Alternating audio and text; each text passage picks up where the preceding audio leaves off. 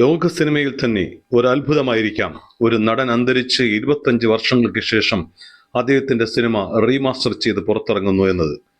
ഏതൊരു താരവും കാലയവനികക്കുള്ളിൽ മറഞ്ഞാൽ നമ്മൾ മെല്ലെ അയാളെ മറക്കും. എന്നാൽ ജയന്റെ കാര്യത്തിൽ അങ്ങനെയല്ല. സ്ക്രീനിൽ അദ്ദേഹത്തിന്റെ ശരീരമോ വസ്ത്രങ്ങളോ നിഴൽ പോലും തെളിഞ്ഞാൽ ഭ്രാന്തമായ ലഹരി പോലെ ഹർഷാരവം മുഴക്കിയിരുന്ന ഒരു ജനതയുണ്ടായിരുന്നു. ആ തലമുറയെ സ്വപ്നം കാണാൻ പഠിപ്പിച്ചത് ജയനാണെന്ന് പറഞ്ഞാലും അതിശയമില്ല.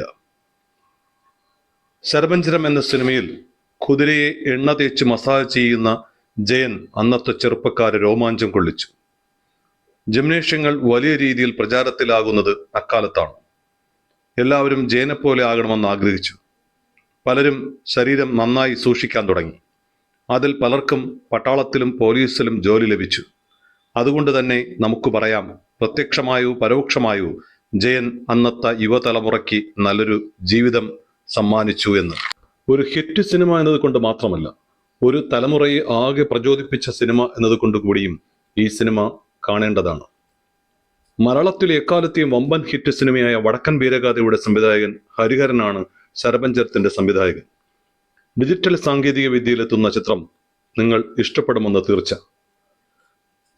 ശരപഞ്ചരം സിനിമ റിലീസ് ചെയ്യുമ്പോൾ ഈ റിവ്യൂ മറ്റൊരു താരത്തിന് ലഭിക്കാത്ത സ്മരണാഞ്ജലി കൂടിയാണ് എന്ന് തീർച്ചയായും പറയാം.